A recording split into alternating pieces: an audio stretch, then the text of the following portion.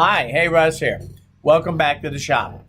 I got the door open. It's a beautiful day out again, still. And I've wanted to do another video here, but there is some lawn mowing going on out there. So if it interferes with the video, I'm sorry. I'm not going to edit that out. So let's get on to what this is about. This is my first video in the series Show Me. And what I want to talk about is miter sleds. When you want to cut a 45 degree, let's say to do picture frames or frames to do doors and things like that, there's two rules of thumb of how to set that up. And the first rule of thumb is, and this is a drawing to help us do this, so hopefully this drawing is going to make you understand what we're talking about. Because if I look at this drawing here, this is the table right here, the table saw, if you're looking down at it. These are the miter slots, and this is where the saw blade comes out. This is the sled that you put on top of it to make a miter saw sled. You want to cut 45s and cut them accurately so that you can put them, all four of them together and get a perfect square 90 degrees all the way around. And so this is the sled. And what the theory is that with this here, and you want to do 45s, you mount something here so that when you put something on this side, you get a 45 cut as you slide the sled through the blade. Or you can put it on this side and get 45, and you put them together and you get your 90 degree corner. But there's two rules of thumb. The one that I believe is the correct way is you've got to make sure that you're at 45 degrees on your cut. But there are those out there that perpetuate the idea, and I've seen it, a lot of videos about this, and a lot of them do it this way, and it's actually kind of wrong. But what they do is they say you take a piece that's going to be mounted on top of the sled that has a 90 degree here, perfectly 90, and that if you take that and throw it up on your saw, that's all that matters, and then they'll match and they'll line up. It doesn't matter whether that's tilted off one way or the other. That doesn't really matter. That as long as these two are lining up to 45, you cut one side, one piece on this side, the other piece on this side, and you're golden. You'll have a perfect 90 degree miter. Well, that's only partially true. You actually inherently create other problems. First off, I was watching somebody the other day, and that's what brought this subject up. And the channel is Woodwork Web. Colin Connett, I think is his name. On that channel, I've been watching him for years. He's a great channel. But he was making one of these sleds. And he actually was very smart the way he did it, and I thought it was brilliant on how easily he lined everything up.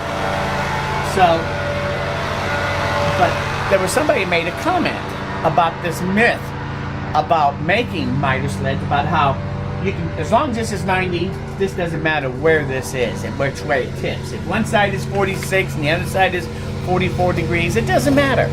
Well, yes and no, it does. And I told him, I said, the first problem is that if you make a jig that you have to do one on this side, one on the other, but you really want to get a 45 degree on both sides, that by having it 46 and 44, you inject the possibility of creating an error. That if you accidentally cut both pieces on this side, then they're not going to line up. Everything's going to be messed up.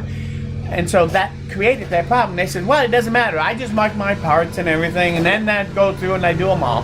I said, well, what if you only need to cut a 45 degree on one thing? That you're not making it to something else in particular? Then it isn't going to work. And they said, well, they've been making this sled like this for years and everything is fine. So then I told them the reality of what really it makes this wrong. And that is that if you take and cut your board on here, one side is 44 degrees, the other side is 46, you're going to have 90 degrees on the outside corner. And you're going to get a perfect flat surface here on your cut line. But what you're not going to get is a perfect lineup of both corners. The outer corner, when you line it up and they're together nice and tight, the inside corners are not lining up.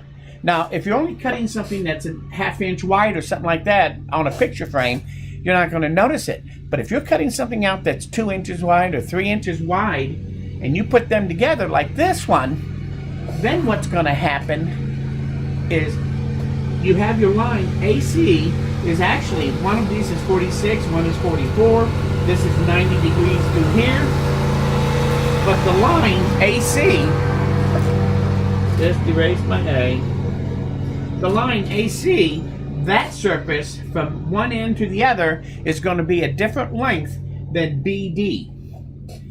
And that's the problem. So if you're doing, the wider this board is, when you cut it down, the more likely this is going to happen and the more predominant it's going to become. So you really, if you're going to make this jig to begin with, why don't you just make darn sure you're at 45 no matter which side you cut on? Then you can cut it any way you want. You're not going to have problems.